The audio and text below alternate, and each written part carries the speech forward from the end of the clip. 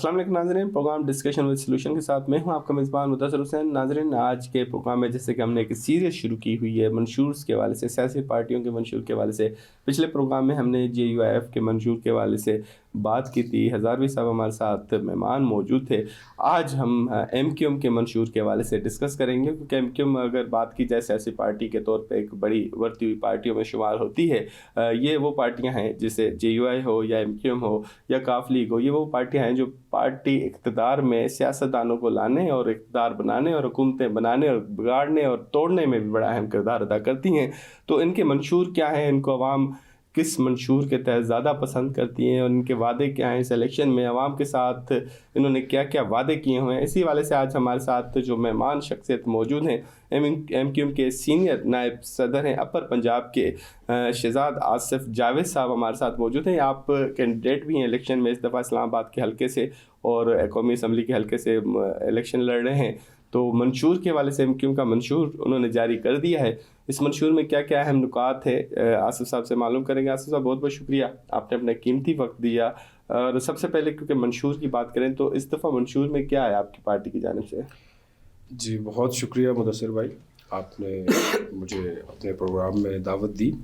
میں ایک چھوٹی سی کریکشن کرنا چاہوں گا، جیسے ابھی شروع میں آپ نے کہا کہ پارٹیوں کا جوڑنے اور توڑنے میں بڑا کردار ہوتا ہے حکومتوں کے، تو میں یہ کریکشن کرنا چاہتا ہوں کہ زیادہ تر تو خیر ہمارا کردار جوڑنے میں ہی رہا ہے، لیکن چونکہ ہم عوام کے مینڈیٹ سے آئے ہوتے ہیں تو جو بھی فیصلہ یا جو بھی چیز عوام کے جب مفاد میں ہوتی ہے تو اس وقت ہم اسی حساب سے وہ ڈیسیجن لیتے ہیں، تو اس لیے یہ توڑنے والا الزام جو ہے یہ مناسب نہیں ہے۔ صحیح، وہ کیونکہ ماضی کی پریکٹس رہی ہے، اس لیے وہ کہتے ہیں کہ عمران خان کے ساتھ اقتدار بنانے میں بھی آپ کا کردار تھا تو PDM کو لانے میں بھی آپ کا کردار تھا، تو اس تناظر میں ہم نے یہ گفتگو کی۔ اسی لیے میں وہ کلیئرٹی دے رہا ہوں کہ اس میں ہم چونکہ عوام کے مینڈیٹ سے آتے ہیں تو جہاں عوام کے لیے بہتری ہوتی ہے، تو یہ ایون لاسٹ ٹائم آپ نے ایک پروگرام میں وہ معاہدے کا بھی ذکر کیا تھا، تو دیکھیے یہ معاہدے بھی بیسیکلی عوام کے لیے کیے جاتے ہیں نا۔ اب ہم اگر کسی کے ساتھ گورنمنٹ میں آ گئے ہیں عوام کے ساتھ ہم اپنے مینڈیٹ کے لیے، تو اگر وہ کام اور وہ جو عوام کے لیے انہوں نے کرنے تھے وہ حکومت پورے نہیں کر پا رہی، تو پھر ظاہر ہے ہمارے اوپر یہ ڈیوٹی ہوتی ہے عوام کی طرف سے، عوام نے ہمیں ووٹ دیے ہوتے ہیں کہ پھر ہم نے اس کا کوئی نہ کوئی جو ہے وہ آگے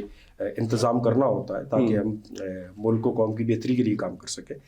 تو جہاں تک منشور کی بات ہے تو اس دفعہ ہمارا جو منشور ہے وہ مین تو 3 سے 4 نکات پہ گھوم رہا ہے، اور جو ہماری جدوجہد شروع سے بھی رہی ہے کہ گراس روٹ لیول پہ آپ اختیارات کو لے جائیں، بلدیاتی حکومتیں یا جو لوکل حکومتیں ہیں ان کو طاقتور ترین بنایا جائے اور ڈیولپمنٹ کا ترقیاتی کام وہی کریں۔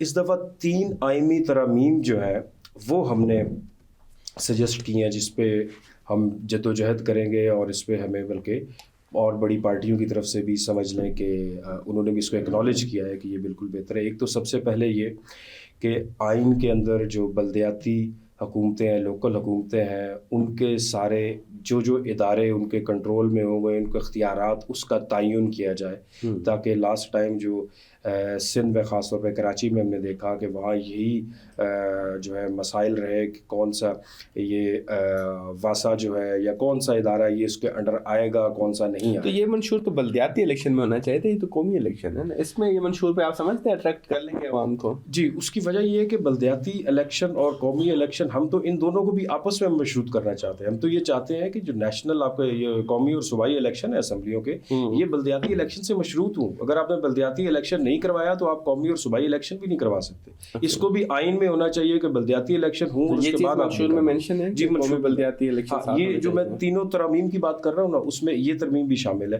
کہ اس کو ایسوسیٹ کیا جائے۔ آپ اتنے عرصے سے پارلیمنٹ میں ہیں، آپ کی پارٹی موجود ہے، تو انہوں نے یہ خیال اس وقت کیوں نہیں آیا، آج کیوں آ رہا ہے کہ جی اس پہ دیکھیے، اس پہ کام تو بہت عرصے سے ہو رہا ہے، ہم بھی کر رہے ہیں، باقی پارٹیز نے بھی کیا تھا۔ اب میں اگر آپ کو یاد ہو جب بے نظیر صاحبہ کی پہلی حکومت آئی تھی تو اس میں انہوں نے بھی ایک کمیشن بنایا تھا کہ جس میں اس کو نیچے گراس روٹ لیول پہ آپ نے بلدیات کو پاورفل بنانا ہے۔ یہ ہر حکومت کے ایجنڈے کا حصہ ضرور رہا ہے، لیکن یہ کیا وجہ ہے؟ جمہوری حکومتوں میں بلدیات کمزور ہوتا ہے، آمرانہ حکومتوں میں مضبوط ہوتا ہے، اس کی پیچھے کیا وجوہات ہے؟ سر ایکچولی تو جو مضبوط بلدیات ہے وہی آپ کے ایک پائیدار سسٹم کی جڑ ہوگی۔ اسی بلدیات کی، جو بلدیات کی ایک نرسری بنے گی، اسی سے آپ کی سیاسی پود نکل کے آئے گی نا۔ تو ہم تو پہلے دن سے اسی چیز پہ جدوجہد کر رہے ہیں کہ بلدیات کو مضبوط کرنا ہے، لیکن انفارچونیٹلی ہمارے ہاں مختلف حکومتیں ایسی آئیں اور پارٹیز بھی ایسی آتی رہی جن کی ترجیح بلدیات اس لیے نہیں ہوتی کہ اگر بلدیات کے پاس سارے فنڈز چلے جاتے ہیں، ترقیاتی فنڈ وہ کام کرواتے ہیں، تو خالی جو آپ کے نیشنل اسمبلی اور پروونشل اسمبلی کے ممبرز ہیں وہ صرف قانون سازی کے لیے تو آئیں گے نہیں. تو اس وجہ سے جو ابھی الیکشن ہے وہ تو قانون ساز کا الیکشن ہے نا، یہاں پہ کوئی بلدیاتی نالی گلی ایسے بنانے کا الیکشن تو نہیں ہے. لیکن ترقیاتی فنڈز تو پھر انہیں آپ کے نمائندوں کو ملیں گے نا جو قومی اور صوبائی اسمبلیوں میں ہوں گے نا. لیکن کام تو بلدیات کا وہ ہے یہ والا نا، بلدیات کا کام آپ جس الیکشن کے حصہ لے رہے ہیں ایم پی ایم این اے کے، وہ تو قانون ساز. جی بالکل قانون سازی. اور آپ نہیں سمجھتے جو اصل مقصد ہے اس سے ہٹ کے آپ لوگ صرف اور صرف اس پہ مقصد پہ چلے گئے کہ ہم نے نالی بنانی ہے، سڑک بنانی ہے، گاڑی. دیکھیے ترقیاتی کام بھی تو، اور یہ بنیادی مسائل جو ہیں ایک عام آدمی کے بنیادی مسائل تو یہی ہیں. اگر اس کے بنیادی مسائل اس کے محلے یا شہر کی لیول پہ حل ہونے چاہیے تو یہ تو اچھی بات ہے. عام بیسیکلی ہم الیکشن میں بھی آئے یا سیاست میں بھی آئے تو یہ عام عوام کے جو مسائل ہیں ان کو حل کرنے کے لیے آتے ہیں نا. تو عوام کے تو یہ بنیادی مسائل ہیں. بنیادی گلی بھی اس کا مسائل ہے، اس کو سودا سلف مہنگا ملتا ہے تو یہ بھی اس کا مسائل ہے. یہ بنیادی مسئلے تو بہت ہیں. اچھا میں ترمیم کی بات کر رہا تھا، تو جو تیسری ترمیم ہم سجیسٹ کریں گے وہ یہ ہے کہ جس طرح نیشنل فائنانس کمیشن ہے، نیشنل فائنانس کمیشن صوبوں کو پیسے دیتا ہے، تو اسی طرز پہ ایک پروونشل فائنانس کمیشن بنایا جائے تاکہ یہ پیسے صوبوں کو جانے کے ساتھ آگے اضلاع کو جا سکے باقاعدہ. کیونکہ ہوتا یہ ہے کہ صوبے آگے ضلعوں کو یہ پیسے ڈیوائیڈ نہیں کرتے، لوکل حکومتوں کو پیسے ملتے نہیں ہیں، تو ایکچولی اس کے جو ثمرات ہونے چاہیے وہ عام آدمی تک پھر پہنچ نہیں پاتے. صحیح. لیکن لوگوں کو اس کا پتہ نہیں ہے نا کہ آپ ثمرات کی بات کریں. لوگ کہتے ہیں کہ ہمیں آپ جو ہے نا یہ بتائیں کہ آپ جیسے بلاول صاحب کہہ رہے ہیں کہ 300 یونٹ فری دیں گے آپ، تو یہ والا نارا کیوں نہیں شامل کیا؟ سر یہ اس لیے نعرہ شامل نہیں کیا کہ یہ پاسبل نہیں، یعنی یہ صرف ایک سیاسی نعرہ ہے. ابھی آپ اس میں کسی معاشی ماہر سے بات کر لیں، وہ 300 یونٹ کی بات کر رہے ہیں، جو کچھ 200 یونٹ کی بھی بات کر رہے ہیں، وہ بھی پاسبل نہیں ہوگا. وہ کیسے ہو؟ میں آپ کو ایگزامپل دیتا ہوں، ایک چھوٹی سی ایگزامپل اس پہ. یہاں پہ ہمارے پاور ڈسٹریبیوشن جو کمپنیز ہیں، جیسے آئی ایس کو ہے، فیسکو ہے، مختلف کمپنیز ہیں. یہ آئی ایس کو، فیسکو اور میپکو اور یہ گیپکو، ان چاروں کمپنیوں کا جو بلنگ ریکوری ہے وہ کو 99.5% سے اوپر نیچے ہوتی ہے. اسی طرح ہماری کوئٹہ میں جو کوئٹہ کی پاور سپلائی کمپنی ہے، اس کی یہ جو لاسٹ منتھ گزرا ہے، اس منتھ کی جو کلیکشن تھی وہ 35%. سبسڈی دیں گے نا، ہو سکتا ہے اپنی جیب سے دیں، حکومت کے خزانے سے دیں. حکومتی خزانے سے آپ سبسڈی دے کے تو آپ نے پہلے ملک کا یہ حل کر دیا. اب دیکھیے ایسے پروجیکٹ جس سے عوام کو فائدہ ہو، لیکن وہ پروجیکٹ سیلف سفیشینٹ اگر نہ ہو اور وہ آپ کے اوپر اگر بوجھ پڑ رہا ہے تو آپ قرض لے کے وہ ان پروجیکٹس پہ لگائیں گے تو میرا نہیں خیال کہ اس سے آپ معاشی طور پہ وہ ترقی کر سکتے ہیں یا نہیں. اور سبسڈی اتنی بڑی اگر دے سکتے ہیں تو اچھی بات ہے، لیکن دیں گے کیسے؟ وہ پاسبل کیسے ہو؟ اگر دے دیں تو اچھی بات ہے. سر دے دیں تو اچھی بات ہے، لیکن اس کا امپیکٹ کیا؟ نہیں مارتے آپ دینا نہیں چاہتے عوام کو یہ سبسڈی؟ سر دیکھیے ہم وہی بات کرتے ہیں، ہم پریکٹیکل بات کرتے ہیں، جو بات ہمیں سمجھ آتی ہے کہ یہ ہو سکتا ہے. پریکٹیکل نعروں میں ایک دو نعرے بتا دیں جو عوام کو بڑے پسند ہو. سر عوام کو سب سے پہلا تو عوام کے حقوق کے لیے نعرہ ہے کہ ہم عوام کو کہتے ہیں کہ ہم آپ کو اتنا بااختیار بنانا چاہتے ہیں کہ آپ کو اپنے کاموں کے لیے کسی اور کی طرف دیکھنا ہی نہ پڑے، آپ اتنے بااختیار ہو جائیں. بھائی یہ ہے. اس کے علاوہ پھر ایجوکیشن کا ہے. ایجوکیشن سر دیکھیے پاکستان بھی بدقسمتی سے ان ممالک میں ہے جو اپنے جی ڈی پی کا 4% سے بھی کم خرچ کرتے ہیں ایجوکیشن پہ، اور وہ بھی 80% اس کا بھی سیلریز میں چلا جاتا ہے. تو ایجوکیشن پہ تو ہمیں بہت پیسے لگانے کی ضرورت ہے. ابھی ہم نے سجیسٹ کیا کہ اس کو کم از کم 5% کے ایکول تو لے کے جائیں جی ڈی پی کے. ابھی میں آپ کو ایگزامپل دیتا ہوں، بنگلہ دیش نے پچھلے 5 سالوں میں 15% جی ڈی پی کا لگایا ایجوکیشن پہ، ڈیجیٹل بنگلہ دیش کا نعرہ لگایا. اب انہوں نے اس نئے ٹینیور کے لیے 20% جی ڈی پی کا لگا رہے ہیں اور اسمارٹ بنگلہ دیش کا نعرہ لگایا. تو ایجوکیشن پہ تو بہت زیادہ اسپینڈ، اور ہم بہت کم کرتے ہیں. یہاں پہ تو منشور شامل کیے جاتے ہیں کہ 100 دن کے ہمارے کارکردگی، جو بھی حکومت آئے گی تو یقینی طور پہ یہ بھی 100 دن کا نعرہ مارے گی جو بھی آئے گی، تو فوری جاتی ہے نا ریلیف. یہ جو تعلیم کی بات کریں تو لانگ ٹرم پروسیجر ہے، 5 سال میں. دیکھیے اسی وجہ سے تو یہ چیزیں اگنور ہوتی ہے نا. کوئی چیزیں 5 سال میں کسی کا امپیکٹ آئے گا، کسی کا 10 سال میں آئے گا، لیکن یہ بنیادی چیزیں ہیں نا سر. آپ کی ایجوکیشن ہے، آپ کی صحت ہے، یہ سب بنیادی چیزیں ہیں. اچھا ایک شہزاد صاحب ایک بات بتا دیں، آپ نے کہا یہ سیاسی نعرے ہیں، بلاول صاحب کا ذکر کیا نا، یہ ممکن نہیں ہے. 200 یونٹ والے جو نعرہ مارتے ہیں، جہانگیر ترین والے وہ کہتے 200 یونٹ، وہ کہتے 300 یونٹ، کچھ 100 یونٹ والے بھی اگر بات کی جائے تو حمزہ شہباز نے 100 یونٹ فری کر کے بھی دکھائے تھے، تو 100 یونٹ والے بھی موجود ہیں. تو یہ تو ہے سیاسی نعرے. تو آرٹیکل 62-63 کیا ہے آپ کو تو پتہ ہے نا، جھوٹ بولنا، غلط بیانی کرنا، اس پہ نااہل ہونا. تو آپ سمجھتے ہیں یہ جو سارے جھوٹ بولے جائیں گے الیکشن کے بعد اگر جیت کے آ جائے تو اس پہ عدالت سے رجوع کیا جا سکتا ہے کہ یہ آرٹیکل 62-63 پہ پورا نہیں اترے, یہ ان کو نااہل کر دیا جائے؟ دیکھیے بنیادی طور پہ تو جو آرٹیکل 62-63 ہے ہم اس کو ہی بنیادی انسانی حقوق کی خلاف ورزی کہتے ہیں. اور دوسرا ہمارے یہاں تو سر پارلیمنٹ میں مطلب آپ کہتے ہیں سیاستدان جو دل چاہے جھوٹ بولے, نہیں جھوٹ نہ بولے, غلط بیانی کرے. لیکن سر اصل میں قانون کا یہ ہوتا ہے کہ قانون سے آپ نا وہ, اب میں ایک ایگزامپل دیتا ہوں چھوٹی سی. ابھی ریٹرننگ افسران نے یہاں پہ یہ NA 46 اور 47 میں ریٹرننگ افسران نے جو فیصلے دیے, ایک بندے کا اس نے 30,000 روپیہ اس کا پی ٹی سیل کا بل واجب الادا تھا جو کہ نہیں پے کیا, جو کہ اس کے نالج میں کنیکشن نہیں تھے, اس کے کرایہ داروں کے تھے جو بھی. اس پہ جو انہوں نے ڈیسیژن دیا ہے, اس نے ڈیسیژن میں 62(1)(f) اس کے اوپر لاگو کیا ریٹرننگ افسر نے. حالانکہ ریٹرننگ افسر کی تو یہ پاور نہیں تھی, وہ تو عدالت کر سکتی نا, کوئی بھی عدالت, لیکن انہوں نے اس پہ اس کو یہیں سے نائل کر دیا.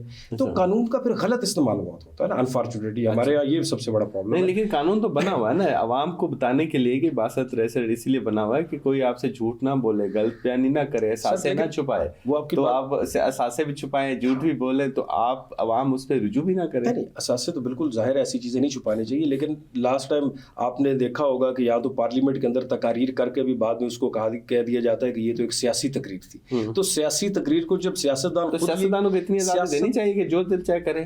سر سیاستدان خود اس کو سیاسی تقریر تسلیم کر رہے ہیں کہ اس کے اوپر کارروائی نہیں ہو سکتی. اس کا مطلب سیاسی تقریر کو تو وہ خود سچ مان نہیں رہے. یہ میں ان کی بات کر رہا ہوں جنہوں نے وہ تقریر کی تھی پارلیمنٹ میں, ویسے نہیں. ادروائز تو دیکھیں سیاست تو ایک خدمت کا پیشہ ہے, بڑا قانون کی خلاف ورزی بنیاد ہی وہاں سے ڈل گئی نا, قانون کی خلاف ورزی. بالکل سر نہیں ہونی چاہیے. اور دوسرا سر قانون سے بھی, قانون کے ساتھ نا اخلاقیات جڑی ہوئی ہے. تو اخلاقیات, اگر آپ کی اخلاقیات بہتر ہوگی, اخلاقیات بلند ہوگی, تو قانون کی پابندی آٹومیٹکلی آ جائے گی. تھوڑا سا اخلاقیات کا پرابلم ہمارے یہاں ہے. صحیح. اچھا, ایم کے منشور میں مجھے اس کی تھوڑی تصدیق یا تردید کر دیجیے گا کہ آپ لوگوں نے غیر ملکیوں کو بھی کارڈ جاری کرنے کا منشور میں ذکر کیا ہوا ہے؟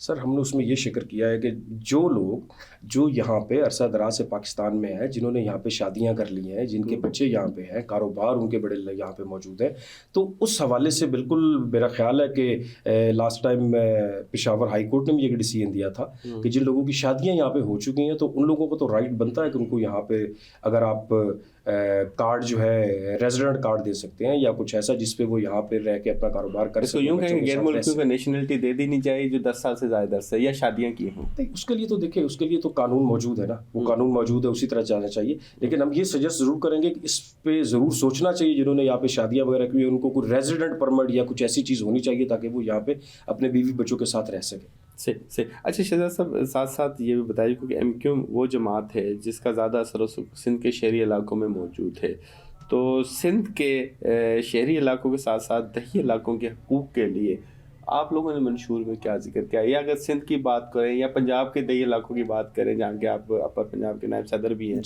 دیہی علاقوں کے لیے منشور میں کیا اسی خاص چیز ہے؟ کسانوں کے لیے کچھ کیا ہے؟ سر بالکل کسانوں کے لیے ہم نے بالکل کسانوں کے لیے سبسڈیز کے لیے کہا ہے کہ کسانوں کو جو میکسیمم سبسڈیز گورنمنٹ دے سکتی ہے وہ دے, اور ایمرجنسی ریلیف جو ہے نا وہ کسانوں کے لیے دیا جائے.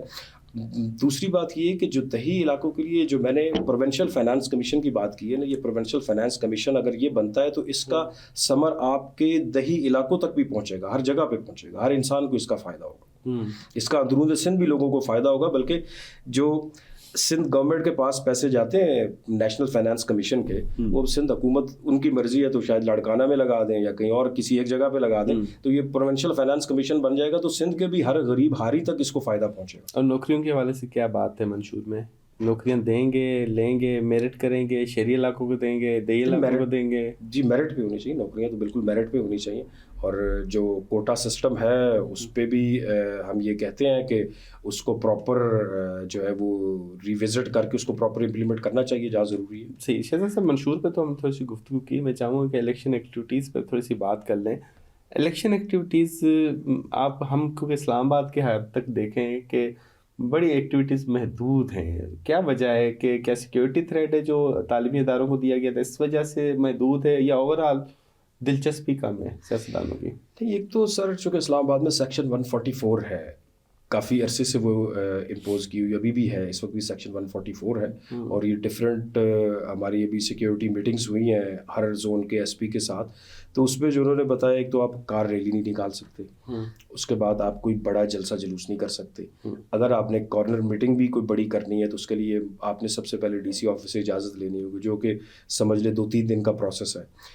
अब इन हालात में आप देखें कि कैंडिडेट किस तरह से कर सकता है। जो बड़ी पार्टियां हैं, बड़ी पार्टी से मुराद ये, पिछले इलेक्शन में भी हमने ये देखा था, पिछले इलेक्शन के अंदर एक बड़ी पार्टी थी, उनकी ना रैलियां रुक रही थी ना उनको किसी भी कानून की पाबंदी उन्होंने नहीं की, हम बाकी जमातों ने बिल्कुल की, हम उसी रगड़े में आए। और इस दफ़ा भी ऐसे ही हुआ कि वहाँ वो पीटीआई का जिक्र, वहाँ वो जो है वो एंगल चेंज हो गया है, वो 180 डिग्री पे चला गया है। अच्छा, लेकिन अभी भी उसी तरह की एक पार्टी मतलब जो पहले इस डिग्री पे थी और इस डिग्री पे आ गई और वो उस डिग्री पे चली गई, ऐसे ही है। तो वो कोई इजाजत भी नहीं लेते, वो किसी सिक्योरिटी मीटिंग में भी नहीं आज तक गए, ना कोड ऑफ कंडक्ट की खिलाफ वर्जी उन्होंने की है, उनको नोटिस हो चुके हुए हैं, लेकिन उनके धड़ाधड़ चल रहे हैं। शिकवा नहीं किया कि आप तो हमारे साथी हैं, जरा हमें भी इजाजत लेते हैं, हम भी रैलियां निकाल लें?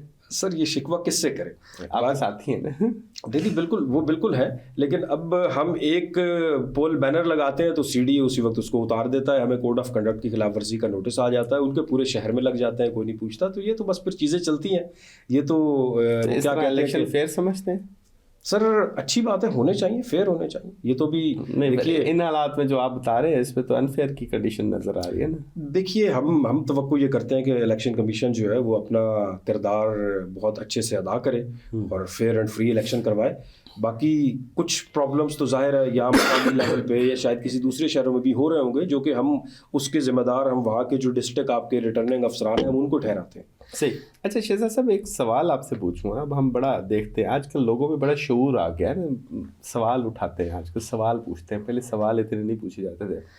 50 गाड़ियों पे मुश्तमिल काफिले जाते हैं इलेक्शन के वोट मांगने के लिए, जब बात की जाए सैलाब की तो एक गाड़ी भी नहीं मिलती, जब बात की जाए किसी की बाड़ी उठाने के लिए तो एक एम्बुलेंस नहीं मिलती, जब बात की जाए किसी के घर में फाके हो रहे होते एक आटे की बोरी नहीं होती, लेकिन इलेक्शन की बात की जाए तो 50-50 देगें बन जाती हैं, बच्चों खुदकुशियाँ कर देते, बाप बच्चों को मार देता है। कराची का वाक़या आपके सामने है, फैसलाबाद का वाक़या पीटीआई के दौर में हुआ वो आपके सामने है, निगरान हुकूमत में ये वाक़या कराची में हुआ आपके सामने है, पेशावर में वाक़या पीडीएम दौर में हुआ आपके सामने है। तो अवाम ये सवाल करती है कि उनके बच्चे भूखे मर जाते हैं, बाप खुदकुशियाँ करने पे मजबूर हो जाते हैं, तो फॉल्ट सियासतदानों में है, मुआशरे में है, सिस्टम में है? देखिए बहसीत एक हर शख्स हमसे से इस मुआशरे की बुनियादी इकाई है ना, हर शख्स हम में से समझ लें कि इस बिल्डिंग की एक ईंट है। तो मैं समझता हूँ कि अवाम को अब चूँकि इतना शऊर आ चुका है, जैसे आपने कहा लोग सवाल भी पूछते हैं, सारा कुछ है, तो इन सारी चीज़ों की बजाय अगर वो जब वोट का इंतखाब करते हैं, अपना वोट किसको देना है, उस वक्त अगर वो ये सारी चीज़ें मद्देनज़र रख के दें। अब मैं छोटी सी एग्जांपल लूँ तो आप किसी के साथ कोई छोटा मोटा कारोबार भी करते हैं, कुछ भी करते हैं, रिश्तेदारियाँ भी करते हैं, तो आप उसके बारे में देख के सोच समझ के फैसला करते हैं। तो वोट तो आपकी एक ये भी एक बहुत बड़ी जिम्मेदारी है, आप अपना मुल्क चलाने के लिए किसी को दे रहे हैं, किसी को अपना नुमाइंदा बना के भेज रहे हैं जो आपकी नुमाइंदगी करेगा, तो उसके चुनाव में तो आपको बहुत ज़्यादा एहतियात से आपने वोट डालना है, सोच समझ। आप कह रहे हैं आजमाए हुए को ना आजमाएं? नहीं भाई, ये अगर आजमाया हुआ है किसी को और वो आपकी आजमाइश पे पूरा उतरा है तो उसको बेशक वोट दें। कारकर्दगी किसी ने अच्छी दी है तो उसको वोट दें, या किसी का आपको मंशूर नज़र आता है कि ये अच्छा मंशूर है, ये मंशूर सिर्फ हमें अभी ये बिरयानी खिलाने या देगें खिलाने का नहीं है, ये उसके बाद आगे जाके भी हमारा गुर्बत मुल्क से कम कर सकते हैं, हमारे मसाइल का, बुनियादी मसाइल का हल कर सकते हैं, तो बेशक उनको वोट दें। अच्छा सियासतदान, बतौर सियासतदान, एक आप सियासतदान तो हैं लेकिन आप शेरी भी हैं ना, अंदर से आप इंसान भी हैं, तो जब इस तरह के वाक़यात देखते हैं तो बतौर इंसान शर्मिंदगी होती है कि हम सियासतदान, हम इस मुल्क के वाली वारिस होते हुए हमारी कौम, हमारा मुल्क इस तरह के हालात में पहुंच गया। सर यकीन माने कि शर्मिंदगी क्या, अफसोस, बहुत ज़्यादा अफसोस होता है सर इस पे। मैं छोटी एग्जांपल आपको छोटी सी देता हूँ। अपने सूबाई खुद मुख्तारी का नारा लगा, 18वीं तरमीम आई जिसमें सूबों को बहुत से इख्तियारात दे दिए गए, एजुकेशन के आपने दे दिए, एजुकेशन के उन्होंने अपने हायर एजुकेशन कमीशन 2 सूबों ने बना लिए, 2 सूबों ने तो हायर एजुकेशन कमीशन नहीं बनाया, बलूचिस्तान और केपी में हायर एजुकेशन कमीशन नहीं बन सका था, बाकी सूबों में आपने बना लिए, धड़ा आपने यूनिवर्सिटियाँ तो बना दी, लेकिन ये आपने देखा कि एक कॉलेज है जहाँ इंटरमीडिएट का वो बोझ बड़ी मुश्किल से उठा रहा था, आपने उसको डिग्री कॉलेज का दर्जा तो दे दिया, लेकिन उसकी वजह से क्या होगा, एजुकेशन का म्यार आपका डाउन हो गया बहुत बुरी तरह। फिर जो आपने प्रोविंशियल जहाँ पे हायर एजुकेशन कमीशन बना भी लिए, तो उनका मकसद भी सिर्फ ये था कि जो हायर एजुकेशन कमीशन था पाकिस्तान का, उसको बेसिकली उसका चूँकि काफ़ी ज़्यादा दबाव था उस वक्त, डिग्रीज के इशू और बड़े मसाइल थे, उनसे जान छुड़ाने के लिए आपने ये काम किया, लेकिन आपने एजुकेशन पे कॉम्प्रोमाइज़ कर दिया। फिर नई यूनिवर्सिटीज़ कॉलेज खोलें, स्कूल मैपिंग नहीं की, उसके लिए कितने रिसोर्सेज है, कहाँ पे कितनी ज़रूरत है, फिर उस हिसाब से आपने बगैर कोई, जिस तरह वो एक टाइम आया था यहाँ पे हर दूसरे शख्स ने CNG स्टेशन लगा लिया था, इसी तरह आपने सूबों में जाके हर शहर के अंदर यूनिवर्सिटी तो खोल ली है, लेकिन आप ये देखिए यूनिवर्सिटी का म्यार अब कहाँ पे। सही। ऐसे शहजाद साहब, मंशूर की अगर थोड़ी सी बात करें तो मंशूर में मैंने एक चीज़ ये नहीं देखी, कभी हो जाए तो बड़ी अच्छी बात है, तजवीज़ भी है, कि ये नहीं देखा कि जिस इलाके में कोई गुर्बत के मारे खुदकुशी करता है, बच्चे मारता है, तो उसका केस उस सियासतदान के ऊपर दाखिल होना चाहिए जो आवाम से वादे करता है। तो ये कभी मंशूर में डला है या डलना चाहिए इस तरह की चीज़? सर देखिए, मैं ये समझ, क्योंकि जिम्मेदार तो सियासतदान है, ये तो हमारे इस्लाम में भी लिखा हुआ है ना कि अगर जिस जगह का शहरी अगर कोई खुद भूख से मरता है तो उसका हुक्मरान उसका जिम्मेदार है। हाँ, लेकिन उसके लिए सर हुक्मरान बिल्कुल जिम्मेदार है, कि कुत्ता भी मर जाए तो हुक्मरान जिम्मेदार है, लेकिन उसके लिए शरई हुकूमत का भी होना ज़रूरी है ना। अच्छा। उसके लिए हुकूमत भी शरई हो, और उसके लिए तो मैं अपने आप को तो पेश नहीं कर सकता कि जी मैं खुद इलेक्शन लड़के वहाँ पे पहुँचूंगा, तो उसके तो अपने लवाजमात हैं। बाकी ये आपकी बात, सियासी पार्टियों में मंशूर डाले ना, मंशूर में ये चीज़, बाकी ये बात आपकी बिल्कुल दुरुस्त है कि हुक्मरान जिम्मेदार ज़रूर है, लेकिन अब हुक्मरान के ऊपर आप उसकी अपने आप को कटहरे में क्यों नहीं ज़ाहिर है, लाता उस पे एक शख्स के मरने पे आप कत्ल, वो डरता है कि मैं अपने आप को कटहरे में लाऊंगा तो वहाँ मेरे से पूछेगी। उसकी वजह ये है सर, चूँकि हम एक थर्ड वर्ल्ड कंट्रीज़ है ना, अभी तो हमने बहुत से क्राइसिस का शिकार हैं। इससे कोई बेहतरी, जब एक मुल्क तरक्की याफ्ता हो जाएगा तो फिर बिल्कुल ऐसे कवानीन बनने चाहिए, लेकिन अभी ये है कि कानून साजी करने वाले सबको जो है उसको इस चीज़ का ख्याल ये रखना चाहिए कि आवाम को इतनी महंगाई में मत डालें कि वो बेचारे अपनी रोज़ी रोटी जो है वो ना चला सके। सही। प्रोग्राम का आखिर में सलूशन के वाले से थोड़ी सी बात करें। मंशूर तो आपने बता दिया, इस मंशूर के अमल दरामद का सलूशन क्या है? इसको अमल दरामद होगा, नहीं होगा, या सिर्फ इलेक्शन से पहले नारों और वादों दावतों की पे रहेगा? सर MQM की एक हिस्ट्री रही है कि MQM हमेशा से ख़ास तौर पे गरीब आवाम के लिए, एक तो नीचे से ऊपर लोगों को जो है वो मौका भी देती है अवानों में जाने का, और दूसरा उनके लिए जद्दोजहद भी करती है। जितनी भी हमने इससे पहले कानून साजियाँ जो भी हमने रिकमेंड की हैं वो सारी इसी हवाले से आवाम को एम्पावर करने के लिए। अब एक और आखिरी बात आपके पिछले सवाल से जुड़ी हुई कि गुर्बत को ख़त्म करने के लिए हम इस किस्म के प्रोग्राम्स के ख़िलाफ़ हैं जो आपके इनकम सपोर्ट प्रोग्राम है। हम इनकम जनरेशन प्रोग्राम की आपको उसकी सजेशन देते हैं, जैसे अखुवत फाउंडेशन वाले हैं जो लोगों को बगैर किसी सूद के कर्जे मिलते हैं, कारोबार वो कोई चले, लेकिन एक काम तो उन्होंने अच्छा किया है ना। अब वो सियासत में गए तो इसका मतलब ये तो नहीं कि उनका काम जो है उसको वो, लेकिन वो काम बहुत बाहर किया काम वो उधर नहीं कर रहे, हुकूमत सतह पे नहीं कर रहे। वहाँ पे ज़ाहिर है उनके लिए पाबंदियाँ हैं, चीज़ों में लिमिटेशंस होती हैं, तो इधर तो वो चूँकि उन्होंने अपने आप से ये काम एक शुरू किया था और बहुत अच्छा काम किया, तो हम चाहते हैं इस किस्म का काम गवर्नमेंट इस किस्म का काम करे कि लोगों को बिला सूद जो है वो कर्जे दे, लेकिन किसी कारोबार के लिए स्पेशल, कि वो मिसयूज़ ना हो, किसी कारोबार में इस्तेमाल हो, लोगों की इज्जत नफ्स बहाल करें, वो खुद से कमाने के काबिल हो सके। सही। बहुत बहुत शुक्रिया शहजाद साहब, आपने अपना कीमती वक्त दिया। MQM के मंशूर के हवाले से तफसीली तौर पर गुफ्तगू की। नाज़रीन, प्रोग्राम में हमने आज MQM के मंशूर के हवाले से बात की। MQM के रहनुमा शहजाद आसिफ साहब हमारे साथ मौजूद थे और उन्होंने अपनी पार्टी के मंशूर के हवाले से बात की। बड़ी अहम बात आखिरी क्लोजिंग में ज़रूर कहना चाहूँगा कि वोट सोच समझ के दें, आजमाए हुए को ना आजमाएं, ऐसे वोट दें जैसे आपके 5 साल के मुस्तकबिल आप किसी के हवाले कर रहे हो। आपके 5 साल के मुस्तकबिल का ये सवाल है, और वोट लेने वाले को भी ये ज़रूर सोचना चाहिए कि हर हल्के, हर इलाके में अगर कोई गरीब खुदकुशी करता है, कोई गुर्बत के मारे परेशान होता है, तो उसके ज़िम्मेदार वही हुक्मरान होता है, और उस हुक्मरान की ज़िम्मेदारी है कि गरीब के इन मसाइल को फौरी तौर पर हल करे। इसके साथ अपने मेज़बान मुदस्सिर को दीजिएगा इजाज़त। अल्लाह हाफ़िज़।